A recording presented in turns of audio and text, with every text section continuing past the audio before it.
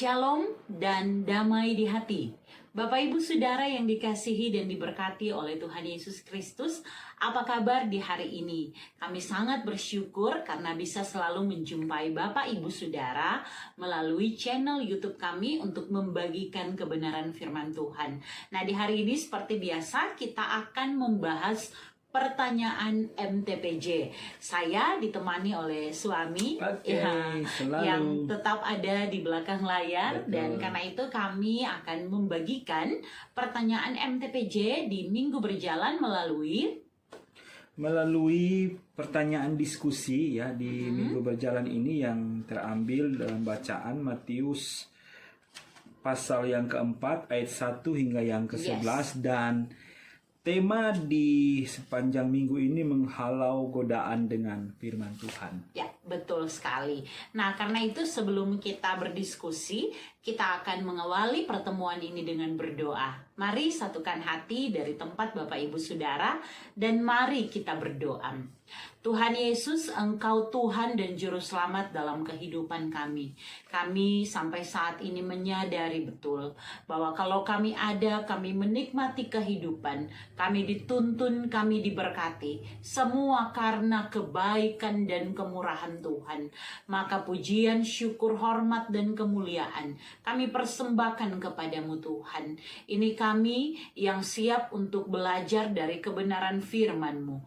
Kami sangat terbatas. Kami tahu Tuhan bahwa seringkali kami dengan pikiran kami yang terbatas, pemahaman kami yang sedikit ini, kami tidak dapat memahami kehendak Tuhan. Maka kami minta belas kasihan Tuhan. Tolonglah kami dengan hikmat dan dalam tuntunan Roh Kudus, sehingga setiap perkataan firman-Lah yang kami sampaikan dan itu menjadi berkat bagi banyak orang. Berikan kami hati yang mau dibentuk, telinga yang mau mendengar, sehingga firman Tuhan tetap menjadi kekuatan dalam kehidupan kami. Dalam nama Tuhan Yesus kami berdoa. Amin. Ya, Bapak Ibu Saudara, kita akan langsung saja melihat pertanyaan MTPJ khusus di minggu berjalan ini. Oke, di kali ini ada 3 pertanyaan untuk kita diskusikan. Pertanyaan yang pertama, apa dan bagaimana sikap dan tindakan Yesus ketika digoda dan dicobai iblis menurut Matius pasal 4 ayat 1 hingga yang ke-11? Ya, jadi memang kalau kita melihat teksnya di kitab Matius ini, sebelumnya kita juga harus tahu ya, bahwa kitab Matius itu sendiri dituliskan untuk menyatakan bahwa Yesus Kristus itu adalah anak Allah.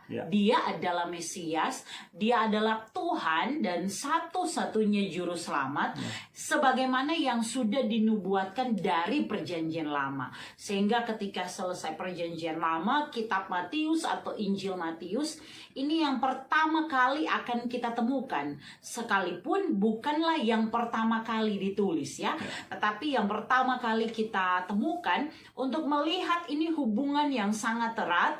Nubuatan para nabi di perjanjian lama itu digenapkan dalam perjanjian baru, diawali dengan penulisan Injil Matius dengan silsilah Yesus Kristus. Sehingga kaitannya dari PL ketika kita belajar bahwa dia adalah anak Allah, dia berasal dari keturunan Abraham, Ishak dan Yakub. Kita tahu ya bahwa kita dihentar untuk memahami siapa Tuhan Yesus itu sendiri.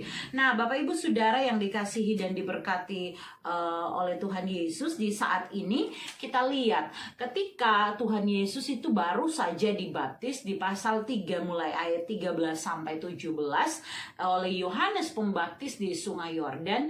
Kita melihat itu awal mula ketika Allah di tempat yang maha tinggi itu menyampaikan, memproklamirkan bahwa Yesus adalah anak Allah. Ya, kita tahu ceritanya ketika itu terjadi dan bagaimana yang dituliskan di Matius pasal 3 ayat 17. Lalu terdengarlah suara dari sorga yang mengatakan, ini inilah anakku yang kukasihi, kepadanyalah aku berkenan. Dan dalam iman Kristen kita tahu bahwa perkataan ini adalah perkataan dari Tuhan Allah sendiri. Betul. Sehingga ketika dalam konteks ini dimulai dengan maka Yesus dibawa oleh Roh ke padang gurun untuk dicobai iblis. Kita melihat di sini bahwa memang ini seperti disengajakan ya, bahwa Roh sendiri yang membawa Yesus kemudian untuk dicobai oleh iblis. Nah, kita tahu bahwa iblis ini memang si penipu. Dia penggoda, dia penuduh, pendakwa, dan iblis memang memiliki tipu daya untuk dapat membawa atau memutarbalikan keadaan dengan iming-imingnya yang seakan-akan menggoda dan merayu. Nah, karena itu ada 3 hal yang kalau kita lihat di sini digoda oleh iblis. Yang pertama menyangkut makanan, berarti menyangkut kebutuhan pokok ya, kebutuhan jasmani, sehingga ini juga menyangkut keinginan daging. Kemudian dia juga menggoda Yesus menyangkut hal ingin diakui ya, ingin dipuji. Dalam ayat 5-7 kalau kita baca di situ ketika iblis membawa Yesus ke kota suci dan menempatkan dia di bubungan bait Allah dan berkata, jika engkau, dan seterusnya dapat kita baca. Kemudian yang ketiga, kita melihat juga bahwa iblis masih menggoda Yesus di ayat 8-10 dengan hal memberi dia janji akan dunia, memiliki dunia, kemegahan dunia. Apa yang terlihat di kasat mata sebagai dalam keterbatasan iblis ini, dia melihat jangan-jangan Yesus tergoda hanya dengan melihat betapa silaunya dunia ini. Tetapi kita melihat apa dan bagaimana sifat Yesus, harus pula kita pahami sifat-sifat dari Yesus. Yang pertama bahwa Yesus itu Maha Tahu. Jadi dia sudah tahu dia akan dicobai oleh iblis. Ya. Berdasarkan teks ini ya. Betul, dia sudah tahu dia akan dicobai oleh iblis. Sehingga dalam kemahatauan Yesus bahwa apa yang kemudian dia sampaikan itu melekat dengan sifat-sifatnya. Kita tahu dia adalah Allah, dia adalah firman yang hidup, dan dia adalah firman itu sendiri ya. Kita tahu dia Allah yang menjadi manusia, dan dialah firman itu sendiri. Sehingga ketika dia merespon, apa yang dia katakan adalah firman itu sendiri, firman Tuhan yang menjadi pegangan, yang menjadi kekuatan, dan firman Tuhan yang adalah dia sendiri, itu yang dia sampaikan. Sehingga iblis tidak berkutik dengan jawaban-jawaban Yesus. Tidak ada sedikit pun untuk merasa lemah ketika keinginan lapar. Dia bisa kok, tanpa iblis kasih tahu juga dia sudah tahu, dan dia bisa untuk mengubah batu menjadi roti dan menjadi apapun. Tetapi dia pakai di sini menarik, karena dia menjawab di ayat 4. Yesus menjawab, manusia hidup bukan hanya dari roti saja, tetapi dari setiap firman yang keluar dari mulut Allah. Ini pengajaran yang diberikan kepada iblis ya. Jadi dia kasih tahu bahwa kehidupan manusia bukan tergantung pada hal-hal yang jasmani, tetapi terlebih pada setiap firman yang keluar dari mulut Allah.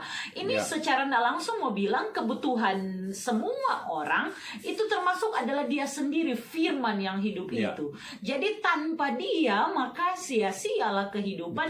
Termasuk tidak ada yang bisa terpenuhi dalam kehidupan. Ini kemudian, sikap ya. Betul. Sikapnya yang dia tunjukkan. Dan selanjutnya kita melihat kalau menyangkut bagaimana dia ingin dipuji. Apa sih, semua orang kok akan tunduk kepada Allah, dia anak Allah. Baru saja loh orang mendengar ketika Yesus dibaptis, dia anak Allah yang dikasih, yang dikenan oleh Allah. Sehingga pujian seperti apa lagi? Iblis salah sangka iblis kalau menggoda Yesus. Kemudian selanjutnya tentang kemegahan dunia, segala sesuatu adalah dari dia, oleh dia, dan untuk dia. Jadi untuk apa? Dunia ini bisa saja untuk sekejap mata binasa. Tetapi Yesus tidak dapat digoda oleh si penuduh Ya. dan penipu itu, ya. Malahan dia bisa dengan mudah menghukum iblis. Ya, itu sikap-sikapnya. Ya. Dan sikapnya ini ditunjukkan dalam tindakan Yesus. Betul, ya. Jadi, Perkataannya ya, selaras dengan tindakannya. Ya, jadi dia menolak ya godaan Ya. si iblis dan diwujud dinyatakan dalam tindakannya. Yes. Malahan Oke. pakai pengajaran. Malu ya kalau Iya. jadi iblis. Oke. Oke. Mungkin itu saja. Yes. Bagaimana? Ya, oke. Nanti lebih lanjut di renungan MTPJ kami. Oke. Oke, kita lanjut ya kalau begitu di pertanyaan yang kedua. Pertanyaannya adalah apa tanggapan saudara terhadap orang Kristen yang mudah tergoda dengan kenikmatan dan kepuasan diri melalui cara-cara yang tidak sesuai dengan firman Tuhan? Oke, jadi memang pertanyaan ini tidak dapat disangkut pautkan begitu saja dengan sikap Yesus. Betul. Karena kita tahu bahwa sangat beda manusia kita dan manusianya Yesus, ya. Dia anak Allah yang menjadi manusia, Ya. sehingga tidak terlepas dari sifat-sifat kemahatauan, kemahakuasaan dari Yesus itu sendiri. Sedangkan kita manusia tempatnya itu memang mudah sekali tergoda, sehingga kita lihat konteksnya sesuai dengan tema minggu berjalan, Ya. yaitu melawan godaan Menghalau. iblis, menghalau godaan iblis dengan iblis, ya, firman Tuhan. dengan firman Tuhan. Untuk menjawab pertanyaan ini, apa tanggapan saudara? Berarti ini tanggapan kami, saya maupun suami, ya, tentang orang-orang yang mudah tergoda, dalam hal ini orang Kristen yang mudah tergoda dengan kenikmatan dan kepuasan diri dengan cara yang tidak sesuai dengan firman Tuhan. Sebenarnya kalau tanya saja tergoda dengan kenikmatan dan kepuasan diri, maka sudah pasti itu bertentangan dengan firman Tuhan. Ya. Jadi untuk mensinkronkan hal ini, pertama harus tahu dulu seberapa dia itu menghidupi pertobatannya, Ya. sehingga firman Tuhan adalah kesukaannya. Karena jika firman Tuhan adalah kesukaannya, maka tidak ada lagi yang bicara tentang kenikmatan dan kepuasan diri. Karena kita tahu hidup sekali lagi ada dari dia, oleh dia, dan untuk dia. Sehingga tidak ada orang yang akan pusing lagi dengan melakukan ini, apakah ada keuntungan untuk saya. Karena dia tahu mengikut Yesus ya pikul salib, sangkal diri, dan mengikut Yesus. Kemudian tidak ada lagi untuk mencari kepuasan. Karena kepuasannya, rasa lapar, rasa hausnya itu sudah dipenuhi dan dikenyangkan oleh firman Allah, yaitu Tuhan Allah sendiri. Sehingga ketika orang hidup, pertama, dia sudah mengalami pertobatan yang sejati. Dia sudah mengenal Allah yang sejati. Dan karena itu hidupnya dituntun oleh firman, maka sebenarnya tidak ada lagi yang dapat menggoda dia, ya, dengan berbagai godaan iblis. Karena sebenarnya ini cuma sedikit dari banyak yang iblis boleh backing. Kadangkala bukan hanya hal yang buruk, tetapi hal yang baik pun dipakai iblis untuk dapat menjerumuskan manusia. Tetapi sekali lagi mesti hidupi itu. Pertama, pertobatan. Yang kedua, mengenal Allah yang benar. Dan yang ketiga adalah kemudian dapat meneladani apa yang Allah tunjukkan dengan melakukan firman, ya. Sehingga kalau ada orang Kristen yang seperti itu, yang muda, maaf kata bahwa ini kekristenan sekedar KTP saja. Dan sebenarnya banyak, ya. Di dalam gereja pun ini ditemui, ya. Di dalam gereja, di dalam pelayanan pun masih ditemui, yang sampai hari ini maaf kata sudah melewati begitu banyak jabatan pelayanan, tetapi belum mengenal Allah yang sejati dan belum menghidupi firman, bahkan belum bertobat juga sebenarnya, karena memang ya sekedar pelayanan untuk jabatan dan sebagainya, ya. Sehingga kalau ada yang seperti ini, tiga hal tadi perlu dipertanyakan. Jadi sesuatu yang mudah sebenarnya tergoda kalau kita tidak hidup dalam tiga ini, ya, pertobatan, kemudian pengenalan tentang Yesus, firman Tuhan, ajarannya, dan menghidupi menjadi teladan, ya. Itu buah-buah roh yang ditujukan, buah-buah dari pertobatan itu. Buah roh tepatnya, ya. Karena roh. Itu satu buah dengan 9 rasa. Buah roh, ya. Yes. Dan banyak sebenarnya terjadi, Betul. ya. di kalangan orang Kristen. Oke, mungkin itu saja cukup. yang kedua. Yang ketiga. Kita langsung yang ketiga ya. Pertanyaan ketiga, keinginan daging, keinginan mata, Yes. dan kesombongan hidup menjadi titik serangan iblis terhadap manusia. Bagaimana cara saudara menghindarinya sehingga tetap mengandalkan kuasa firman Allah? Oke, jadi memang belajar dari pengalaman pribadi ketika saya juga mulai ya mengalami kasih Tuhan dalam kehidupan ya, bukan karena saya, bukan karena usaha saya, bukan karena saya mau lebih baik, bukan karena saya mau untuk melawan setiap cobaan iblis. Sekali lagi kalau cuma dengan keinginan sendiri tidak akan pernah mampu. Tetapi karena kekuatan Tuhan, karena kehendak Tuhan, karena pertolongan Tuhan saja. Maka sebagai seorang manusia berdosa, saya belajar bahwa setiap hari itu dengan doa pribadi itu selalu minta Tuhan kasih mampu untuk dapat hidup sesuai dengan kehendak Tuhan, sampai kemudian kehidupan yang dijalani akhirnya dengan cara Tuhan memang menyukai firman. Kalau saya pribadi ataupun suami, kami sekolah S1 S2 kan memang di teologi ya, jadi belajar firman Tuhan, tapi itu sama sekali tidak cukup dan tidak menjamin. Karena bukan seberapa banyak tahu, seberapa banyak hafal firman Tuhan itu tidak perlu, tidak penting ya untuk seberapa banyak hafal dan tahu saja ya. Tetapi dengan tahu, dengan semakin suka belajar firman Tuhan, semakin suka untuk melakukan kehendak Tuhan, sudah pernah gagal tapi berusaha terus dalam pertolongan Tuhan, maka kesadaran ini mengajarkan kami untuk melihat ya bahwa dalam kehidupan ini orang tidak bisa sama sekali tanpa Tuhan. Sehingga bagaimanakah cara saya untuk menghindari tadi ya berbagai keinginan-keinginan dalam hal ini godaan iblis. Kalau saya pribadi adalah mengandalkan Tuhan sepenuhnya. Jadi mengandalkan Tuhan jangan setengah-setengah. Jangan sampai beriman sama dia beriman, minta kepada siapa beriman. Kita beriman pada siapa? Jangan seperti itu ya. Jangan melompat dan iman yang melompat dalam gelap. Sekali lagi, iman yang seperti apa adalah beriman dengan tahu nggak bisa tanpa Tuhan. Nggak bisa mau lawan tuh godaan iblis tanpa Tuhan. Sehingga berserah penuh kepada Tuhan, mengandalkan Tuhan sepenuhnya. Firman Allah itu isi hati Allah. Bagaimana orang mau tahu tentang Allah kalau orang tidak pernah baca itu firman Allah? Sehingga kebiasaan ini harus dibangun. Dan karena itu dengan mengandalkan kuasa firman berarti kita mengandalkan Tuhan dalam kehidupan ya. Itu dari saya pribadi. Bagaimana ini dengan Pak Su?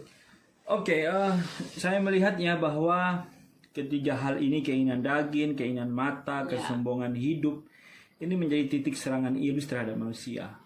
Tapi dalam konteks teks ini, iblis pun tahu apa yang Yesus butuhkan. Ya kan? Dia lagi berpuasa, dia tahu. Makanya dia kasih, coba kamu buat batu itu jadi roti. Karena Yesus dalam keadaan yang lapar. Ya, jadi dia tahu. Jadi seperti di firman katakan kan, iblis itu seperti singa yang mengomong. Dia mencari mangsa. Jadi dia tahu titik celahnya kita, kelemahan kita itu di mana, dan disitulah iblis menyerang kita dan kita mulai jatuh. Nah, kan ditanya bagaimana nih? Nah, cara saudara menghindari sehingga tetap mengandalkan. Ya kalau tahu orang titik lemahnya di misalkan di mabuk menghindar. Mungkin ada teman-teman yang bisa saja jadi iblis untuk menggoda kita supaya kita minum. Dan itu faktanya ya. Dan kalau mau bilang firman menjadi kekuatan, menjadi andalan kita untuk mencegah, saya pikir orang contoh saja orang mulai dari CD tegukan CD nih siangnya kemudian bersyukur pulang makan malamnya minum mabuk goyang-goyang disco pesta pora bersyukur ya. Jadi iblis pun tahu itu sebenarnya. Iblis tahu pas ada syukuran nih makan boleh jatuh. Padahal kalau bilang dalam berapa bulan itu kan diajarkan firman Tuhan dalam pengajaran CD. Ya, tapi Cuma tidak ada. sekedar tahu. Nah, ini juga sebenarnya menjadi aturan ya, aturan CD. Jangan sampai pada pesta pora. Ya, itu khusus CD. Mar banyak lagi. Banyak, ini mau contoh saja. baptisan, mau Baptisan. apa, orang tahu ya Contoh di kota saja. Manado, orang teh kota tercinta Ya. di provinsi Sulawesi Utara ini memang budaya makan-makan. Tapi mesti sadar bahwa iblis pakai berbagai cara. Ya. Kadang-kala di saat orang sangat susah, atau di kedua di saat orang sangat senang. Jadi Ya. dalam keadaan duka, orang lihat ujung-ujungnya kayak sebuah kumpul sejadi. Karena konteks teks itu juga, Iya. iblis juga pakai firman. Ya, iblis jago ini. Pakai firman. Jadi dia Untuk- bilang 1 tahun 1 kali, seumur hidup 1 Ya. kali le baptis anak, masa anda bersyukur? Habis itu selama hidup baru ini le tuh tamang dari jauh Betul. datang, masa anda beli akan minuman? Jadilah itu- mabuk-mabuk. itu realita. Padahal ucapan syukurnya mengucap syukur untuk kebaikan Ya, Tuhan. itu Ya. realita. Maka sebenarnya tadi itu pertanyaan jawabannya di nomor 2, pertobatan. Ya, harus ada pertobatan. Pertobatan. Pengenalan yang benar akan Allah. Pertobatan dan itu juga harus hidup dalam firman. harus harus sinkron dengan tindakan Yes. orang. Kalau enggak ya Ya. di Matius 7 bilang ya, Ya. kau banyak buat Oke. mujizat, ya toh. Ya. Pada akhirnya juga Tuhan bilang, enyahlah enyalah, aku tidak mengenal engkau. aku tidak mengenal engkau. Ya. Ya. Ya. Oke, Menarik ya, menarik tadi yang jadi bertobat. Eki bilang, Bapak Ibu Saudara, bahwa memang iblis ini tahu banyak tentang torang. Mungkin torang tahu tentang Tuhan, masih iblis banyak tahu tentang Ya. torang, dan dia pakai segala macam cara Betul. untuk dapat menggoda. Karena Karena itu mesti tahu baca situasi, karena kita sebenarnya kan kita tahu tentang titik-titik kelemahan dalam diri kita. Ya. Ada laki-laki bapak dalam keluarga yang titik kelemahannya itu perempuan, sehingga ya dia harus pisahkan dari komunitas yang sesedikit bicara untuk mengajak berselingkuh dan sebagainya. Ya. Ada perempuan yang titik lemahnya Menghindar. yaitu misalnya uang, sehingga dia harus putuskan dalam hal ini hubungannya dengan orang-orang yang menjerumuskan dia pada hutang, pada Ya. dan sebagainya, sehingga suka berpesta pora dan sebagainya. Dan ini sebenarnya Ya. cara kita Ya. mengaplikasikan firman Tuhan. Mengaplikasikan firman. Ya. Karena orang diberikan hikmat oleh Tuhan, Ya. maka orang yang telah dituntun untuk mengenal firman yang sejati, Allah yang sejati, maka kita pun akan mengaplikasikannya dengan apa? Jangan berikan dirimu masuk ke dalam Ya. pencobaan. Oke. Iblis saja pakai firman, ya. Iblis saja pakai firman. Ya, Ya. maka firman Tuhan dah bilang iblis Dan- saja gentar. Ya, dan iblis Orang sudah gentar dan kalau iblis baca firman. iblis percaya Tuhan, dia Iya. Tuhan. Dia bukan hanya sekadar percaya, tapi Iya. dia di Yakobus bilang dia sampai gemetar. Yes. Nah, luar Oke. biasa. Oke. Pas. Jadi Ya, terima hidupi kasih pertobatannya. akhirnya untuk Bapak Suami ada di belakang Oke. layar, dan terima kasih Bapak Ibu Saudara. Kami selalu rindu untuk berkomunikasi dengan Bapak Ibu dan berdiskusi, dan kita juga bisa pakai media YouTube ini untuk saling memberkati. Kami cantumkan nomor telepon kami. Kalau Bapak Ibu rindu didoakan, kami juga rindu untuk mendoakan. Dan kita akan bertemu dalam renungan MTPJ yang akan segera kami tayangkan. Akhirnya kita akan berpisah di saat ini, namun sebelumnya mari kita berdoa. Bapa, di dalam nama Tuhan Yesus, terima kasih Engkau memberikan kami waktu berkualitas untuk dapat bersama belajar dari kebenaran firman. Tidak ada satu dengan yang lainnya dari kami yang lebih baik. Hamba-Mu, Eki, Tuti pun tidak lebih baik dari semua pendengar yang boleh mendengarkan kami di channel YouTube ini. Namun dalam keterbatasan kami percaya kami punya Tuhan yang luar biasa.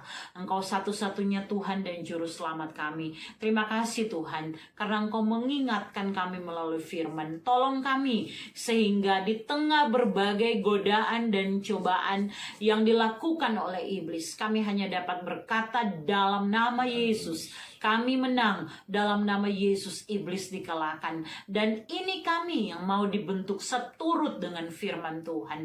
Ajar kami untuk suka merenungkan firman-Mu, sehingga kehidupan kami menghasilkan buah yang dapat dilihat, dinikmati orang lain, menjadi berkat bagi banyak orang. Diberkati semua pendengar, dan biar Tuhan, diskusi kami pun akan membuka inspirasi banyak pendengar dalam pemahaman akan kehendak Tuhan melalui firman sebagaimana renungan MTPJ yang sedang kami bahas. Terima kasih Tuhan, ini doa kami hanya di dalam dan demi nama Tuhan Yesus kami berdoa. Amin. Akhirnya sampai jumpa. Tuhan Yesus memberkati dan shalom. Damai di hati.